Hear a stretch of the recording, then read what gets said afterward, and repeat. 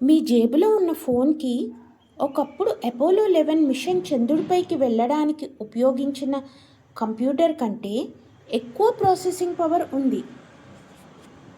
అయినా కూడా 1950లో అమ్మమ్మ అనుభవించిన దానికంటే ఈరోజు మీరు ఎక్కువగా ఒత్తిడికి గురవుతున్నారు.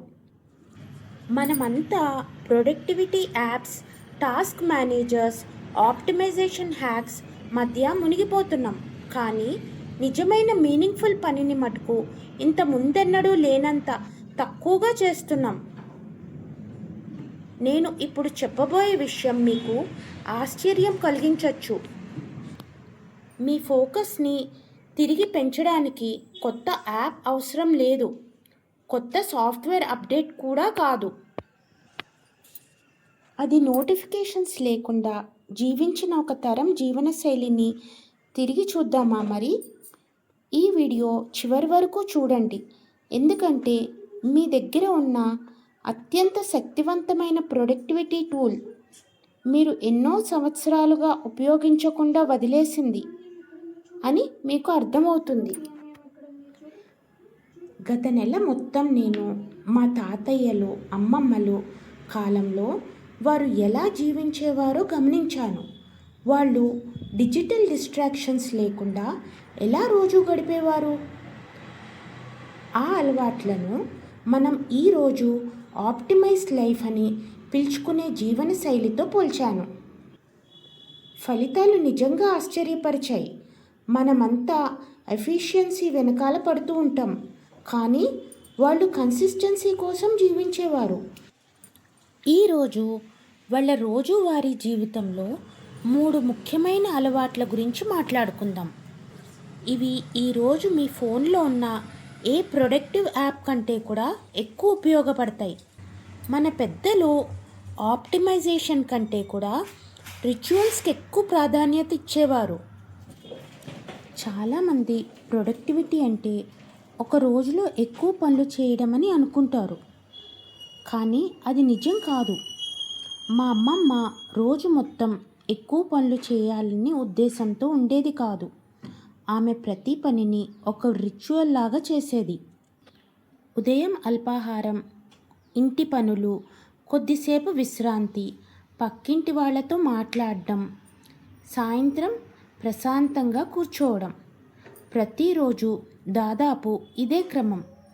తర్వాత ఏం చేయాలో ప్రతిసారి నిర్ణయం తీసుకోవాల్సిన అవసరం లేకపోవడంతో మన మెదడులో అత్యంత విలువైన శక్తి అయిన విల్ పవర్ ఆదా అవుతుంది. విల్ పవర్ అనేది ఒక బ్యాటరీ లాంటిది. ప్రతి చిన్న డెసిషన్ తీసుకుంటూ ఉంటే అది క్రమంగా ఖాళీ అవుతుంది. ఒకే విధమైన డైలీ రొటీన్ ఉంటే డెసిషన్ ఫ్యాటిగ్ దాదాపు ఉండదు మనకి. రోజు చిన్న చిన్న నిర్ణయాలతో మెదడు అలసిపోకపోతే కొత్త ఆలోచనలు రావడానికి మనసుకు సమయం దొరుకుతుంది. మీకు ఎప్పుడన్నా అనిపించిందా ఫిజికల్ ప్రోగ్రెస్లో చాలా శక్తి ఉంటుందని? ఇక్కడే ఆధునిక యాప్స్ విఫలమవుతాయి, ఎందుకంటే అవి మన ప్రోగ్రెస్ను కనిపించకుండా చేస్తాయి. మనం చేసిన ప్రోగ్రెస్ చేతితో తాకగలిగితే, చూడగలిగితే మనకు నిజమైన సంతృప్తి కలుగుతుంది. కాబట్టి మీ జీవితంలోని ప్రతి పనిని డిజిటలైజ్ చేయడానికి ప్రయత్నించకండి. ఒక కాగితం తీసుకొని చేయాల్సిన పనులు రాసుకోండి. ఎంత చిన్న పని కూడా మీ మెదడులో నేను చేసిన శ్రమకు ఫలితం వచ్చింది అనే బలమైన సిగ్నల్ ఇస్తుంది. మనం చేసిన ప్రోగ్రెస్ చేతితో తాకగలిగితే, చూడగలిగితే మనకు నిజమైన సంతృప్తి కలుగుతుంది. కాబట్టి మీ జీవితంలోని ప్రతి పనిని డిజిటలైజ్ చేయడానికి ప్రయత్నించకండి.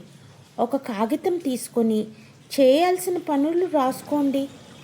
ఎంత చిన్న పని కూడా మీ మెదడులో నేను చేసిన శ్రమకు ఫలితం వచ్చింది అనే బలమైన సిగ్నల్ ఇస్తుంది. వినడానికి చాలా సాధారణంగా అనిపించవచ్చు, కానీ బిజీగా ఉన్న భావానికి, అకంప్లిష్ అయిన భావానికి మధ్య తేడా ఇదే. ఇంకా మన శక్తిని సరిగ్గా ఉపయోగించడానికి ఒక చిన్న అనలాగ్ ట్రిక్ ఉంది. దాన్ని చాలామంది పూర్తిగా తప్పు అర్థం చేసుకున్నారు. అదేంటో చూద్దామా మరి? నిజమైన విశ్రాంతి కళ. ఈరోజు మనం విశ్రాంతిని కూడా ఆప్టిమైజ్ చేయాలని చూస్తున్నాం. బట్టలు మడుస్తూ పాడ్కాస్ట్లను 2x స్పీడ్లో వింటున్నాం. ఉదయం కాఫీ తాగుతూనే ఈమెయిల్స్ చెక్ చేస్తున్నాం. బోర్ అనిపించడం ఎలా ఉంటుందో కూడా మనం మర్చిపోయాం. మా అమ్మమ్మ రహస్యం చెప్పనా? ఆమె ఎలా పనిచేసిందనేది మాత్రమే కాదు, ఎలా విశ్రాంతి తీసుకుందనేది కూడా. ఆమె ప్రశాంతంగా కూర్చునేది, తోట వైపు చూస్తూ ఉండేది, రేడియో వినేది, మనసును ఎక్కడికో వెళ్ళనిచ్చేది. దీనినే శాస్త్రవేత్తలు డిఫాల్ట్ మోడ్ నెట్వర్క్ యాక్టివేషన్ అంటారు. మన జీవితంలోని ఉత్తమమైన ఆలోచనలు, కొత్త ఐడియాలు ఇక్కడే పుడతాయి. రోజులో ప్రతి ఖాళీ క్షణాన్ని మొబైల్ కంటెంట్తో నింపేస్తే మన సృజనాత్మకతను మనమే నాశనం చేసినట్లు. నెక్స్ట్ టైం క్యూలో నిల్చున్నప్పుడు, బస్సులో ప్రయాణిస్తున్నప్పుడు ఫోన్ తీసుకోవాలనిపిస్తే ఓసారి ఆగండి, అక్కడే ఉండండి. మొదట్లో కలిగే అసౌకర్యమే మీ మెదడు మళ్ళీ తన సొంత ఆలోచనలు సృష్టించడం మొదలుపెడుతుంది. నోటిఫికేషన్స్కి బానిసలా జీవించడం మీకు విసుగొచ్చిందా? అయితే ఈ వారం ఒక చిన్న ప్రయోగం చేయండి. రోజుకు కేవలం 1 గంట ఫోన్ లేదు, యాప్స్ లేవు, మీరు మాత్రమే. కమెంట్స్లో చెప్పండి, ఈరోజు డిలీట్ చేయగల ఒక యాప్ ఏది? నేను ప్రతి కమెంట్ చదువుతాను. మీ ఆలోచనలను తప్పకుండా రాయండి. మీకు ఇంకో ప్రొడక్టివిటీ టూల్ అవసరం లేదు. మీ జీవితంపై మీకున్న నియంత్రణను తిరిగి పొందాలి. ఈ వీడియో మీకు ఉపయోగపడితే సబ్స్క్రైబ్ చేయండి. మళ్ళీ ఇంకో వీడియోలో కలుద్దాం. Until then, bye.